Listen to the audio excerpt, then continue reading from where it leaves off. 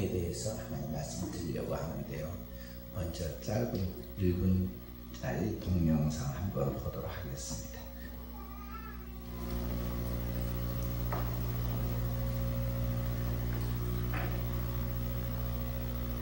당근 먹고 케이크 사러 갈 거야. 무슨 케이크? 딸기 케이크, 초콜릿 케이크. 에헤이, 노이야다, 노이야. 아직은 엄마가 이빨 조금밖에 없을 때 가야 했어. 윤이 아가 때는 엄마가 당근 이렇게 갈아서 줬어. 그런데 이제 형님은 그냥 먹어? 왜? 윤이 이가 많이 났으니까. 여기? 응. 그래서 마구 먹을 수 있어? 왜? 윤이 이가 이렇게 많이 났으니까. 이렇게?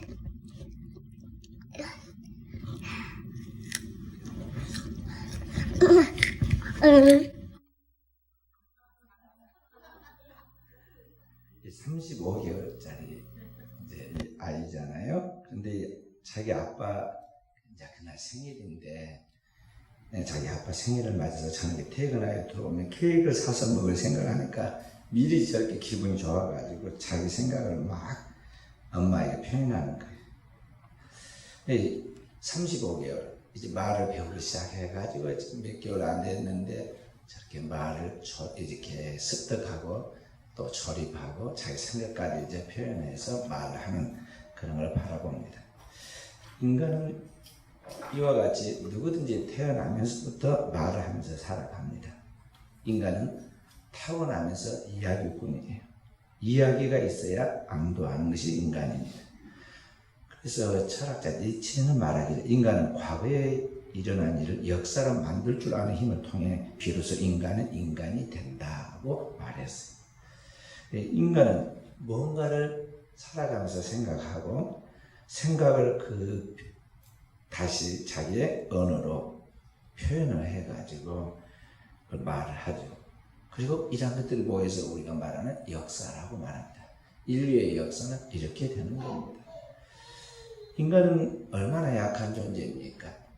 태어나서 뭔가를 한다고 왕성하게 하지만은 언젠가는 아침에 자욱한 안개가 한낮이 되면 다 사라져서 없어지듯이 우리 인생이란 그렇게 아름답게 왕성하게 힘있게 이 세상을 뒤흔든 것까지 요란하게 살아가지만 어느 순간 병들고 어느 순간 죽었다고 부고장 날아오고 티끌이 되어서 이제 땅에 묻히게 됐죠. 그 나약한 존재예요. 그런데 그 살아있는 동안에 그 사람의 모든 삶을 다 이제 나타내서 이루어가는 그 모든 것들이 무엇으로 이루어지냐면 그 사람이 살아가면서 하는 그 말, 그 언어를 통해서 인간의 모든 것이 이 세상에서 하나의 흔적으로 결정으로 남게 되는 것이죠. 그래서 세상에 있는 사람들은 이 삶에 있는 모든 것들에 대해 뭔가 의미를 찾고 삶이 허무하지 않도록 그 허물을 메꾸려고 끊임없이 말을 하게 돼요. 그래서 우리가 살고 있는 불확실하고 혼돈한 세상 속에서 뭔가 의미를 찾으려 이야기를 하는 이 세상 속에서 나는 어떻게 살아가고 있는가? 나의 삶을 어떻게 풀어가고 있는가? 우리가 오늘 생각해 보아야겠습니다. 사람들은 이 자기의 삶을 하나 이야기로 만들어서 풀어가는데 내 이야기를 이제 다른 사람들이 평가를 할 거예요. 나의 사후에 사람들이 나를 어떻게 평가하며 나에 대하여 회자할 것인가? 우리는 생각해야겠어요. 짐승은 죽으면 뭐가 남아요? 가죽이 남다고 그랬죠. 그렇죠. 호랑이는 죽어서 가죽을 남기는 가치가 가죽에 있기 때문에 우리는 그 호피 가죽을 굉장히 비싼 값을 주고 구입하려고 하죠. 사람은 죽어서 무엇을 남깁니까? 이름을 남겨요. 근데 그 단지 그 이름이라는 것이 이름 석자를 말하는 것이 아니라 그 사람 생애 전체를 압축한 그분의 이야기를 남긴다는 거죠. 어떤 우리에 대한 스토리를 남길 것인가? 우리의 스토리는 과연 어떤 이야기를 남길 것인가? 역사는 히스토리인데 그리스도의 그의 스토리, 이야기입니다. 그래서 그리스도 이전과 그리스도 이후, 기원전, before Christ와 Anno Domini AD를 이렇게 그리스도 이전과 이후로 나누어서 그의 스토리를 이야기하죠. 오늘 나의 스토리는 어떻게 흘러가고 있을까요? 우리는 그 하나님 앞에서 가만히 이 문제를 생각해 봐야겠습니다. 오늘 현대 사람들은 세상을 살아가면서 자신의 삶이 가치 있고 복된 삶이 되려고 많이 노력들을 합니다. 공부도 많이 하고 열심히 사람들 가운데서 배우고 훈련하고 굉장하죠. 그런데 살아가는 삶에 보면은 나중에 남기는 흔적들이 그렇게 아름답지 못할 때도 많은 것을 보게 되죠. 오늘 현대 사회 속에서 우리나라로 우리가 이제 생각해 보면은 우리나라의 가장 관심과 신문에 보면 제일 먼저 나오는 정치난이죠. 사람들이 가장 싫어하면서도 어쩔 수 없이 관심 있게 보는 것이 이 정치이죠. 모든 것을 결정해가는 정치. 그리고 정치하는 사람들의 말을 듣게 됩니다. 소위 우리나라에서 정치한다는 사람들은 다 그래도 최고의 학벌에 꽤 똑똑한 사람들이 경쟁을 통해서 뽑힌 사람들이에요. 그러니까 그들에서 얼마나 지식 있고 고상하고 멋있는 말들이 나와야겠어요. 그런데 정치하는 그런 현장에서 나오는 말들, 국회에서 그리고 그 외에 다른 곳에서 이야기한 이야기들이 이 매스컴을 통해서 나올 때 보면은 지나치죠. 너무 심각한, 너무나 추악한 막말들이 쏟아져 나와서 서로 상처를 주고 그런 것들에 대하여 이야기하는 것을 바라보게 되죠. 듣는 백성들이, 군중들이 더 불편해하고 그것에 대하여 싫어하죠. 그래서 나중에 보면은 돈을 빼앗겨서가 아니라 괜히 가만히 앉아서 그 사람에 대한 관심과 인심을 잃어가지고 표가 떨어지고 나중에 보면 다시 나오지 못하는 것도 보게 돼요. 그런데 이런 문제들이 이 사회 속에만 있는 게 아니라 하나님의 선택된 백성들, 주님의 몸된 교회라고 부르는 교회 공동체 안에서도 이런 문제가 일어난다는 것이죠. 오늘 교회에 시험이 들었다 하면요, 대부분의 분쟁이 무엇으로 일어나느냐면 이 언어의 문제 때문에 그래요. 언어가 절제되지 못한 상태에서 나오는 그런 말들이 마구 쏟아져요. 사람은 마음에 가득한 걸 입으로 쏟아내게 되어 있는데 말이죠. 사람들이 어디 외출해서 외식하려고 예쁜 옷을 입고 화장을 하고 사랑스러운 표정으로 식당에 갑니다. 뷔페 식당에 가가지고 이것저것 맛있는 걸 마구 먹었습니다. 즐겁게 이야기 먹었습니다. 근데 집에 돌아가서 옷을 활랑활랑 벗어버리거나 마구 아무데나 똥을 싸버리면 그게 어떻게 되겠어요? 현대인들이 그러합니다. 세상에서 좋다는 걸 다 구입하고 배우고 자기 안에 간직한 것 같은데 말이죠. 결정적 순간에 흥분되면, 술에 취하면, 또는 어떤 일에 자기의 감정에 자극을 받으면요, 자기 속에 있는 것이 막 쏟아져 나오는데 너무나 추악하고 너무나 부패하고 너무나 냄새가 나서 곁에 있을 수가 없는 것들이 나오는 거죠. 그래서 사람들은 살아가면서 이 말에 의해서 상처를 배우고 그것 때문에 분리되게 하고 분담하게 되고 결국은 파멸하게 되는 거예요. 언어의 문제. 그래서 오늘 우리가 교회에 대해서 무엇이 우리를 유지하고 우리를 복되게 하는 걸 알아야 돼요. 3주째 교회에 대해서 하나님께서 말씀을 주고 있는데 교회 공동체가 주님의 몸된 교회가 가지가 포도나무에 굳게 붙어있은 같이 성도가 교회 안에 굳게 붙어있어서 주님의 생명을 교류하려면 이 성도들의 공동체를 잘 유지해 가야 하는데 이 성도들이 살아갈 때 서로 만나는 사람들끼리 이 언어의 문제에서 정제되어 있는 생명의 언어를 사용하지 아니하게 되면 반드시 교회 안에서 말로 인해 상처를 받게 되고 그렇게 해서 우리의 삶이 망가진다는 것이죠. 아까 어린아이와 같이 말이죠. 지금 이제 만 35개월이니까 돌 지나서부터 이제 엄마, 아빠 발음을 하기 시작해가지고 저게 이제 만 2년 됐단 말이죠. 말을 하기 시작한 지. 그러니까 사람이 말을 배우는 데는 2년 걸린다고 해요. 어린아이가 이제 태어나서 말을 배우기 시작해서 말을 할 수 있는 단계에 2년 걸리는데 이 말을 잘 할 수 있는 단계, 말을 그러니까 사람들에게 유익을 주고 복되게 말할 수 있는 단계까지 수준에 올라가려면 60년이 걸린다고 그래요. 그래서 우리가 60세를 뭐라고 그러냐면은 한문을 이순이라고 합니다. 이순이 귀 이자를 써서 이순이라고. 이제는 말을 듣고 분별할 줄 알게 되고 말을 듣고 거기에 대해서 제대로 말을 할 수 있는 철이 들어서 말을 할 수 있는 단계가 온다는 거죠. 이 말이 쉬운 것 같지만 절대 그렇지 않습니다. 그래서 오늘 이와 같이 우리가 최고의 경지에 이르러서 모든 사람들에게 허물을 잡히거나 또는 다른 사람에게 상처를 주거나 우리의 삶에 있어서 그 공동체를 파괴시키지 않는 제대로 된 말을 사용하는 어떻게 할 것인가를 우리가 하나님의 말씀 속에서 오늘 답을 찾도록 해야겠습니다. 인간은 말 한마디로 천냥빚을 갖는다는 말씀처럼 말 한마디로 그의 운명이 바뀌고 인생이 행복한 인생이 되기도 하지만 어떻게 말 한 번 잘못해가지고 그 인생이 망가지고 초라하게 되고 헤어나올 수 없는 수렁에 빠지기도 하는 거예요. 오늘 하나님의 말씀 21절에 죽고 사는 것이 혀의 힘에 달렸다니 혀를 쓰기 좋아하는 자는 혀의 열매를 먹으리라. 그러니까 생사의 모든 문제가 칼에 있거나 총에 있거나 다른 어떤 것이 있는 것이 아니라 죽고 사는 모든 힘이 이 혀에 달려있다는 거예요. 혀를 어떻게 사용하느냐에 따라서 어떤 말을 구사하고 어떤 말로 말하느냐에 따라서 오늘 우리의 운명이 살고 죽는 문제가 결정이 된다는 거예요. 그래서 그리스도인은 이 은혜의 문제에 깊이 생각해야 하고 그 문제에 하나님께로부터 은사를 받아야 돼요. 할렐루야. 성령이 우리에게 은사를 주십니다. 그래서 예수를 믿고 거듭난 하나님 백성들에게는 하나님께서 은사를 주십니다. 어떤 은사를 주시느냐 하면 말의 은사를 주십니다. 지혜의 말씀의 은사, 지식의 말씀의 은사를 주시죠. 예언과 통역과 방언이 다 이 말의 은사를 말하는 거예요. 말을 잘하기 위해서는 잘 생각해야 하는데 그것이 지혜와 지식입니다.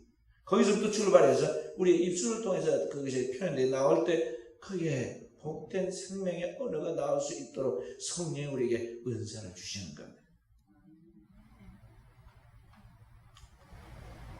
어떻게 우리가 무장해야 하는가에 대하여 성경이 우리에게 말할 때 바로 이러한 하나님의 성품을 담아가는 그런 노력으로 하나님께 구할 때 하나님이 우리에게 은사를 주시는데 그 은사를 주신다 하는 거예요. 그런데 그 은사의 마지막이 뭐냐면요. 마지막의 은사는 뭐냐면 절제의 은사예요. 절제. 성령의 열매 9가지를 이야기하면서 마지막에 이야기할 때 충성과 온유와 절제라. 절제. 그러니까 이제 우리가 말을 복된 언어를 생각하고 복된 말씀을 복음의 말씀의 생명의 생각을 가질 뿐만 아니라 그것이 말로 표현되어 나오고 그 열매가 마지막에 나오는 마지막 여백과 같은 것이 뭐냐면 오늘 우리의 삶에 절제 그런 은사가 필요하다. 그러니까 우리 언어에서 절제라면 우리의 생각과 행동과 언어에 대하여 절제라는 것을 말하는 것인데 그 중에 이 언어의 절제 은사가 필요하다는 거죠. 이 말에 정수유시며 심수무성이라 그런 말이 있어요.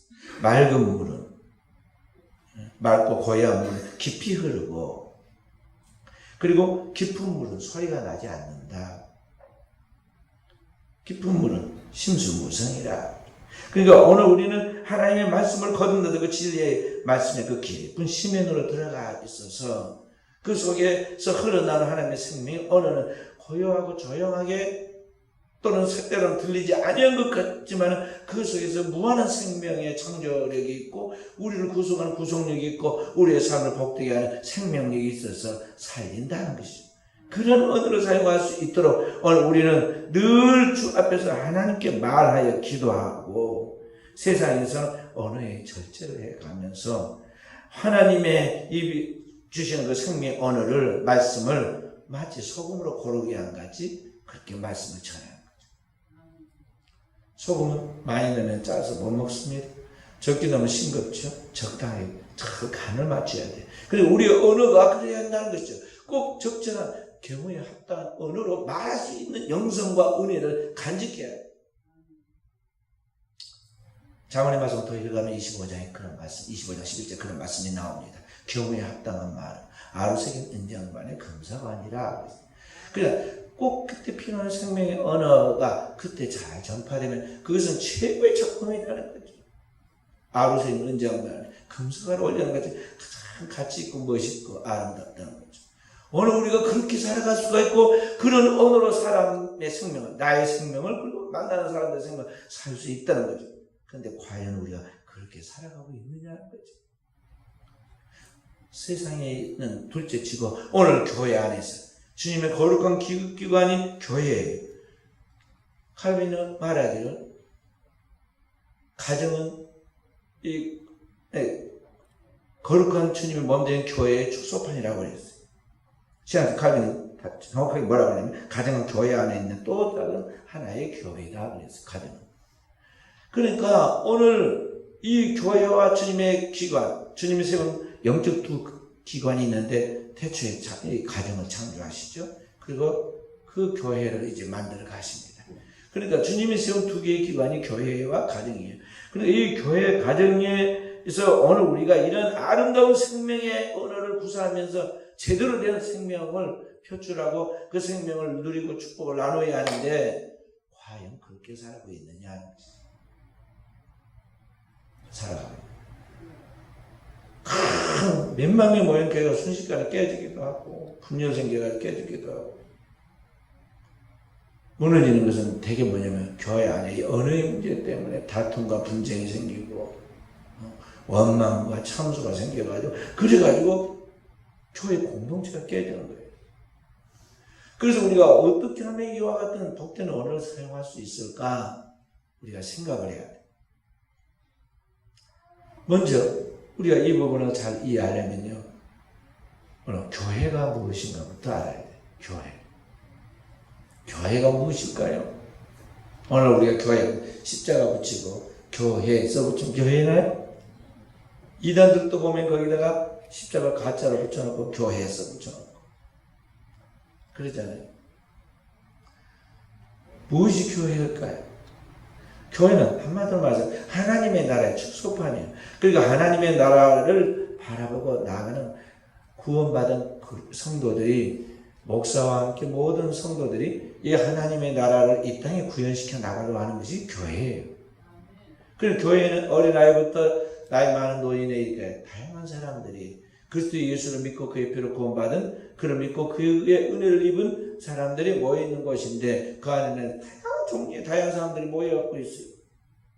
세상에는 이런 공동체가 없습니다. 세상은 다 유유상종이라고 그래가지고 뭐 학년이 같아서 같은 또래에 공부하기 위하여 모였다든지 상업하기 위해서 장사하기 위해서 같은 종류의 사람들이 모여가지고 거기서 장사하는 이익을 위하여 모이는 이익단체든지 다 어떤 그런 기호나 목적이나 또는 다른 어떤 그 경제의 유익을 위해서 모인 것이지 교회처럼 완전히 땅에 있는 것은 관심이 없고 진짜 영원한 것 그 하나님과 하나님 나라를 바라보고 나가는 그것도 나이와 그딴 것도 신분과 그 사람들의 취임이나 그런 관계없이 모이는 것은 한 것도 없어요. 교회는 그런 영적 공동체예요.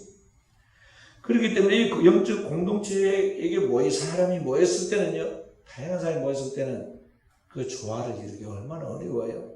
같은 목적을 가지고 만난 사람들도 맨날 싸우잖아요. 국회만 봐도, 예? 국민의 정복으로서 이제 대표적인 사람들이 모여가지고 법을 제정하고 그걸 관리하도록 지금 모였다고 하는데 맨날 만나면 싸우잖아요. 근데 교회는 다양한 종류의 다양한 사람들이 모였으니 어떻게 될까요?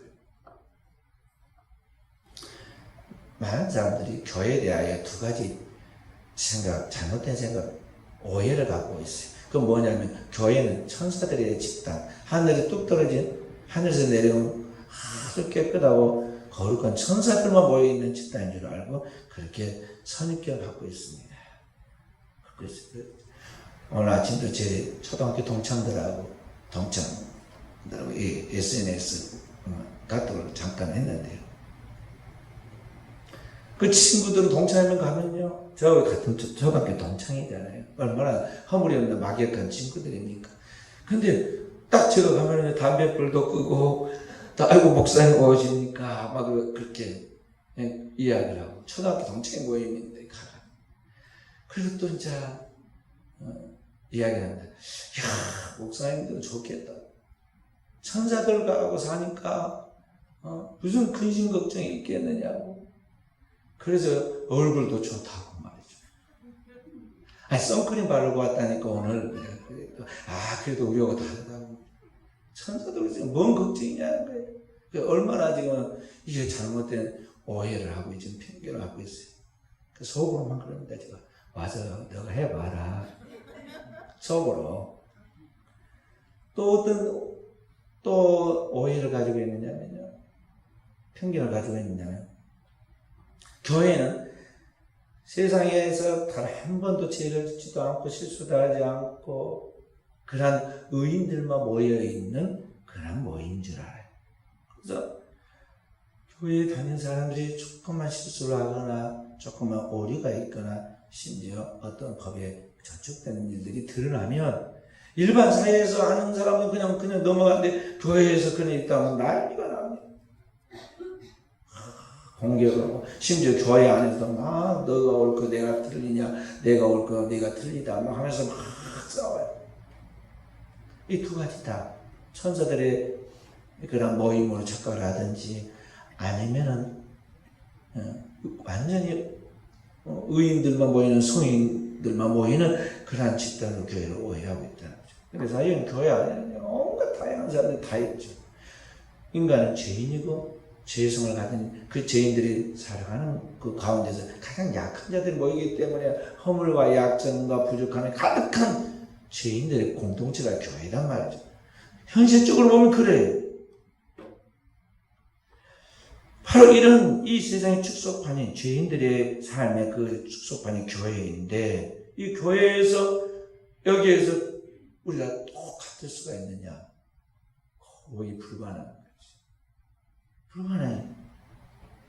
여기에서 만약에 이제 이 부분에 대하여 하나의 공동체에서 그 부족한 부분을 보기 시작하면서 말하고 그걸 공격하기 시작하면요. 그 거대한 공동체도 하루아침에 망가지고 무너지게 되고 있어요. 하나님은 인간을 태초에 창조할 때부터 다르게 창조하셨고 다양하게 창조하셨어요.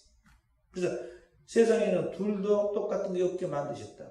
이 지구상에 삼라 만상을 하나님 그렇게 창조하셨고 우주를 인간도 하나님이 이 땅에 창조해서 보낼 때 단 한 사람도 똑같은 걸 없게 만들었어요.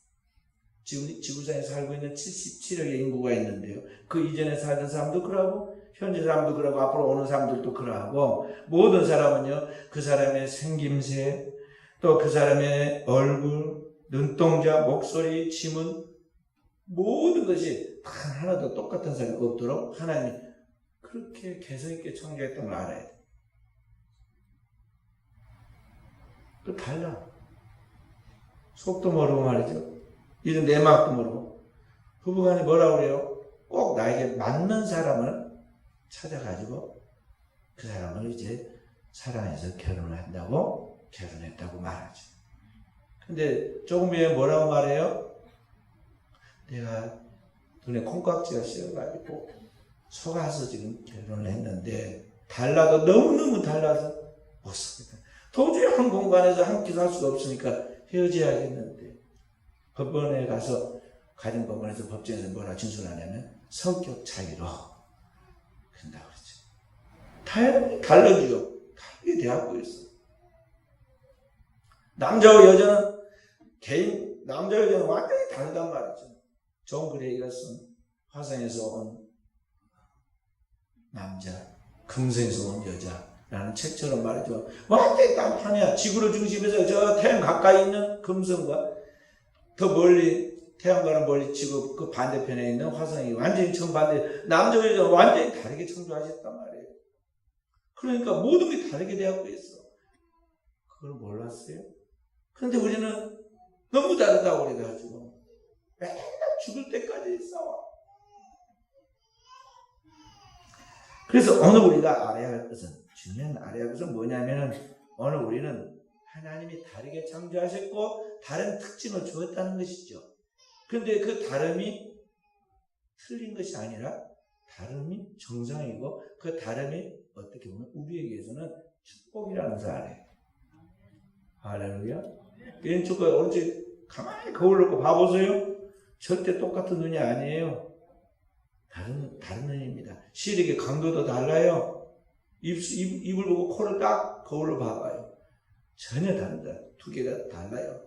손발이 똑같은 것 같죠? 둘을 지금 내가 내미니까 똑같은 것 같잖아요. 활동할 때 봐봐요. 왼손이 나가면 오른손 반드시 뒤로 갑니다. 오른손이 앞으로 가면 뒤로 갑니다. 완전히 달라요. 다르게 살고 다르게 지어졌고 다르게 움직이는 거예요. 이렇게 하나님께서 만드셨다는 거죠. 그래서 이 다르다는 것은 틀린 것이 아니라 축복이다 하는 것입니다. 다름이 축복이다. 한번 옆 사람하고 인사해 봅시다. 달라서 좋아요.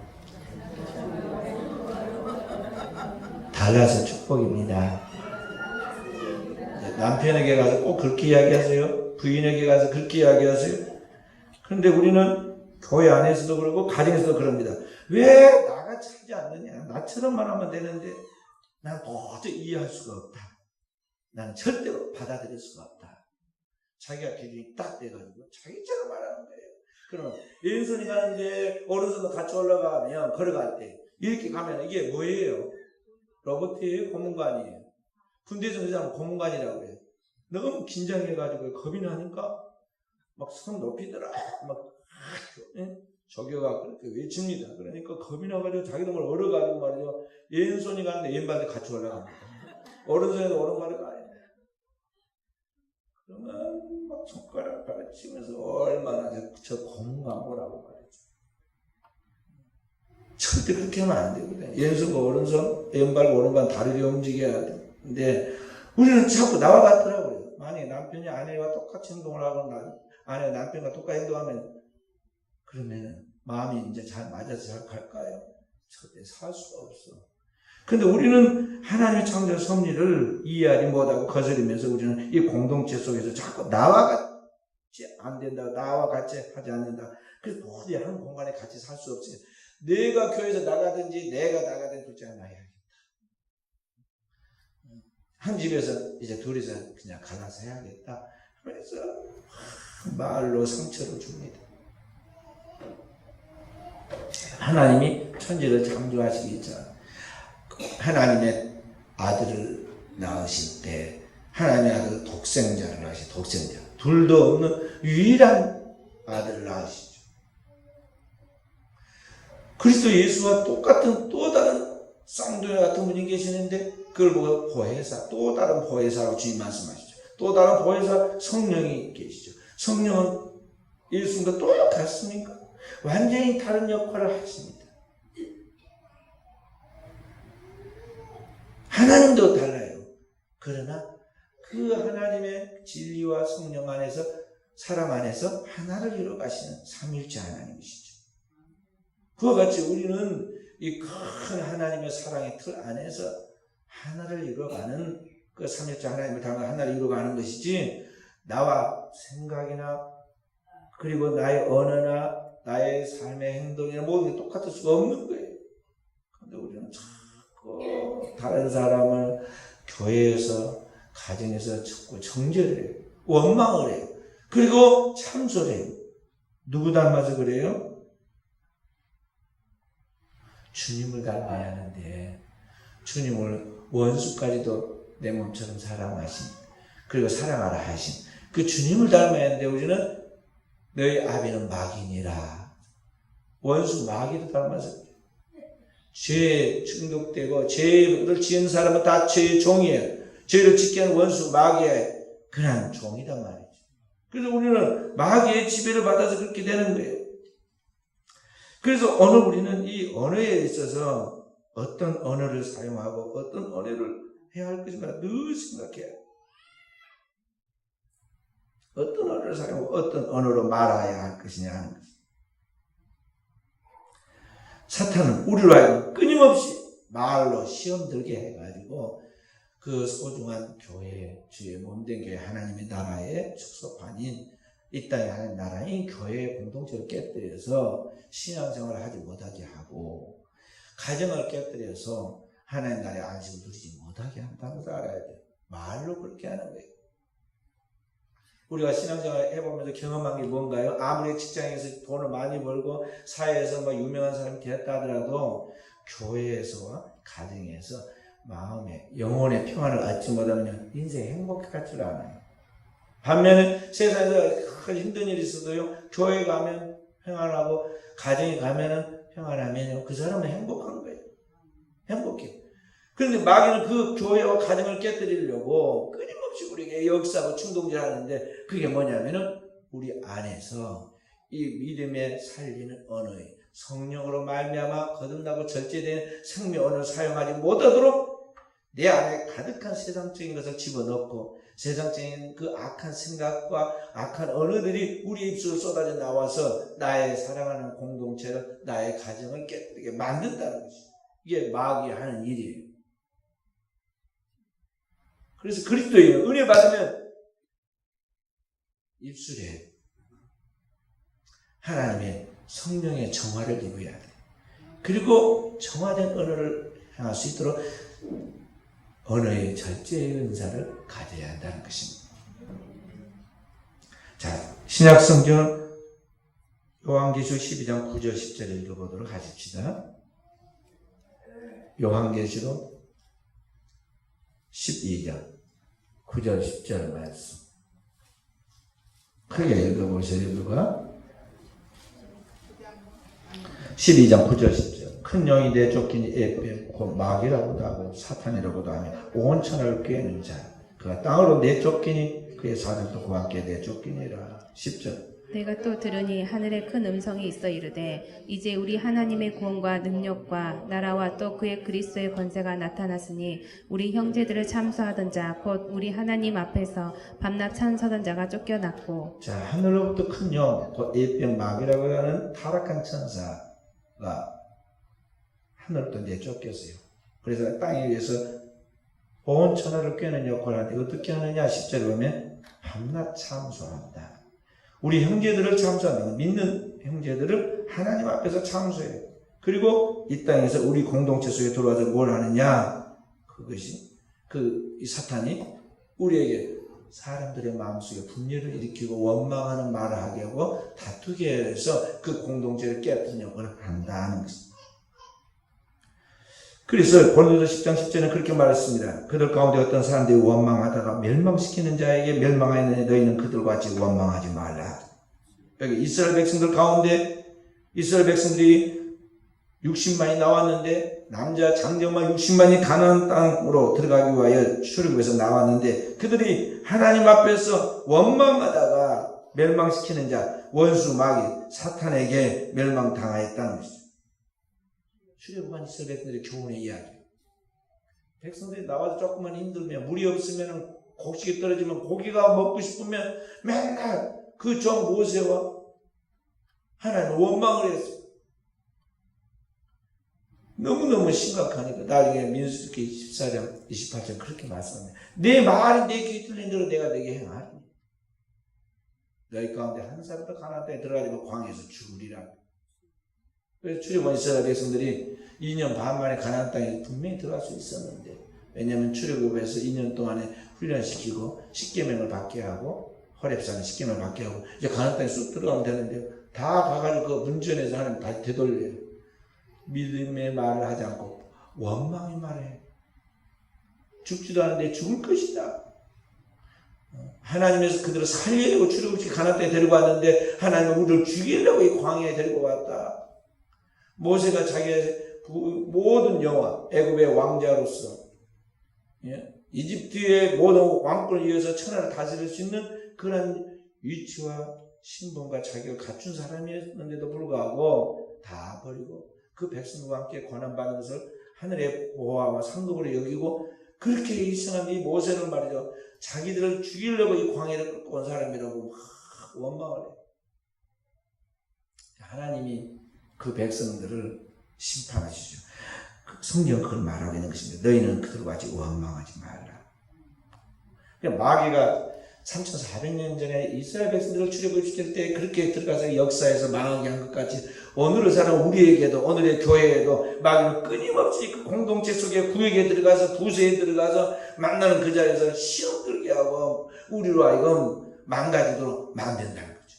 그래서 그 은혜 받고 예배당에 나가면서 은혜가 쫙 많이 받고 막 기쁨으로 나갔는데 말이에요. 나가다 뭐 말 이렇게 저렇게 하면다가 막 싸워가지고 밥도 안 먹고 가버리고. 또 그날 은혜 잘 받고 이제 봉사 잘하고 집에 들어갔어요. 부부가 뭔 이야기를 하다가 말이죠, 부 하고 일어납니다. 그래가지고 둘이서 이제 막 난리가 나가지고 저녁밥도 제대로 못 먹고 이제 사안에 못 사네 막말까지 하고는 이제 잡니다. 그런데 아침에 일어나 보면 허망하지요.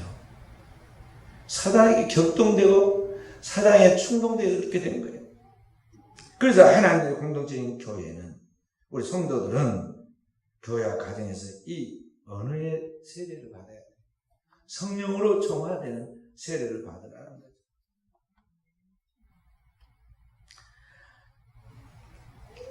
이 미국의 예일 대학교의 석학인 H화 교수가 쓴 제국의 미래라는 그러한 책이 있는데요. 그 책에 보면은요, 이 제국들, 그러니까 고대 로마와 또 중세 이 아시아의 몽골, 징기스칸의 몽골 제국과 어느 현대사회의 초강대국인 미국 같은 이런 나라들의 공통된 힘이 있는데 어디서 오느냐면은 이 다민족의 이 다문화 속에서 온다는 것입니다. 그러니까 이게 우리 생각 때는 우리 한국같이 우리나라는 자랑하기를 단일 민족이라고 합니다. 미국에서 그 말을 했더니요, 미국에 있는 코트라이트 데이비스라는 박사원장 교수가 그래서 어쨌다는 거냐, 우리는 막 자랑스럽게 이야기했더니 그래서 뭐 자랑할 게 뭐가 있느냐는 거죠. 그리고 그때는 저희들이 이해를 못했습니다. 순수한 혈통을 가진 진짜 한 피로 된 이 단일 민족을 유지해왔다고 자랑을 했는데 그게 아니다는 거죠. 실제로 제국들이 큰 제국을 만들어가면서 뭐냐면 이 다양한 민족들을 포용해가지고 그 다양성을 수용해 나갈 때 거기서 엄청난 저력이 나와서 큰 세계로 다닌 제국들이 형성됐다는 거죠. 그래서 강자가 되려면은 주변에 살아가는 모든 다른 민족들에게 함께 살아갈 수 있도록 그렇게 만들어서 나가야 한다는 것입니다. 그건 뭐냐면은 서로 다르지만, 다른 민족이고 다른 문화이지만은 그 다양한 인종들에게 그 다양성을 인정해 주라, 그런 말이에요. 그렇게 할 때 나라가 유지됐다는 거죠. 그와 같이 오늘 우리가 하나님의 교회에서도 가정에서도 서로의 다름을 인정해주고 그 다양성 속에서 하나님의 창조적인 높은 은총과 축복이 나타난다 알고 거기서 하나님을 기대하면서 미래로 나가야 하는데, 우리는 자꾸 자기의 그 생각의 틀 안에 자기의 고정관념에 자기의 그 작은 지식 속에 가둬두고는 저 사람은 안 돼, 이 사람은 돼, 나는 좋아, 저 사람은 틀려, 늘 이렇게 하면서 우리가 더 큰 미래로 나아가지 못하는 좁은 울타리 안에 우물안 개구리처럼 거기 머물러서 우리 편견 속에 갇혀서 우리 미래로 나가려면 오류를 범하게 된다는 것이죠. 그래서 우리가 생각해야 돼요. 나는 과연 다른 사람들과 나의 공동체를 얼마나 포용하면서 이해하는 언어를 사용하고 있는가. 우리는 무리하겠어. 얼마나 우리가 교만하고 어리석고 때로는 무지한 말을 했을까요? 얼마나 상처를 많이 주었을까요? 그래서 성경은 우리에게 깨끗한 입술을 구하라. 스바냐서 3장 9절은 깨끗한 입술. 하나님 우리에게 은혜를 주시면 우리에게 선한 양심과 거짓 없는 믿음과 깨끗한 마음으로 주를 찾게 하는데 거기에 우리 입술이 깨끗해져. 마음이 깨끗해지고 생각이 깨끗해지니까 입술이 어느덧 깨끗해져요. 성령 받고 은혜 받은 사람들은 입술이 깨끗하게 되고 있어요. 그래서 오늘 우리는 그렇게 깨끗한 입술로 살아갈 수 있도록 하나님 은혜를 구하고 교회 안에서 항상 열려있는 마음의 자세로 하나님의 공동체를 섬기려고 해야 한다는 것이죠. 그리고 교회는 그런 것이니 다양한 것이니, 교회는 똑바른 사람도 있고 은혜 받는 사람도 있지만 사기꾼도 있고 말이야, 나에게 상처 준 사람도 있고 나에게 불편한 사람도 있어요. 그걸 받을 줄 알아야 돼요. 예수님이 죄인의 동료가 되어가지고 그 죄인들과 함께 마지막 십자가에 달리시지 않아요? 그 속에서 죄인을 받았어요. 내가 오늘 나와 함께 나보내 있으리라. 초대 예루살렘 교회는요, 사도행전 2장에 그렇게 나옵니다. 성령이 불이 해가지고 갈라지고 각 사람 머리에 성령이 임하여서 저희가 다 성령의 충만을 받았는데 성령이 말하게 하시면 따라 다른 방언으로 말하기를 시작했다. 이게 성령 충만하니까 언어가 새로워져요. 다른 방언, 새 방언이 나옵니다. 근데 그게 뭐냐, 무슨 그냥 알아들을 수 없는 단순한 말이 아니라 복음의 말씀을 알아듣고 회개하여 어찌할 거 하게 만드는 생명의 언어가 나왔다는 거죠. 그럼 이런 거저는 이 세상 사람들 가운데서 세상이 듣지 못하는 하나님의 복음의 생명의 언어로 말하여 듣는 자로 하여금 은혜를 끼치게 하고 듣는 자가 살아나게 만들어야 한다는 것이죠. 그런 성령의 은혜와 은사를 구해야 해요. 고린도서 12장 13절에 보면 성령의 은사에 대해서 이야기하면서 많은 말로 방언하는 것도 좋다. 그러나 예언을 하려고 하라. 예언이란 말은 미리 말하는 미리 예자가 아니라 반포 예자예요. 하나님의 말씀은 사람들이 듣고 깨우치고 그 말씀대로 살아감으로 보게 될 수 있도록 하는 말을 예언이에요. 그래서 성경은 예언이에요. 하나님의 말씀에 대한 기록이라는 거예요. 그 말씀이 여러 것을 관통해서 말씀이 육신이 되어서 나 인격이 되고 걸어다니는 성경이 되게 해서 만나는 사람, 가까이 있는 사람들에게 답을 찾지 못하고 방황하는 영혼들에게 말씀을 비춰주고 말씀을 통해서 답을 찾게 하고 생각을 하게 하고 그렇게 해서 하나님의 은혜 가운데 살아갈 수 있도록 회복할 수 있도록 오늘 우리는 생명의 사람이 되고 생명의 언어를 구사하는 종들이 되어야 하겠습니다. 오늘 또 우리 사랑 귀한 종들이 이러한 성령의 놀라운 은사가 있기를 주의 이름으로 축원드립니다.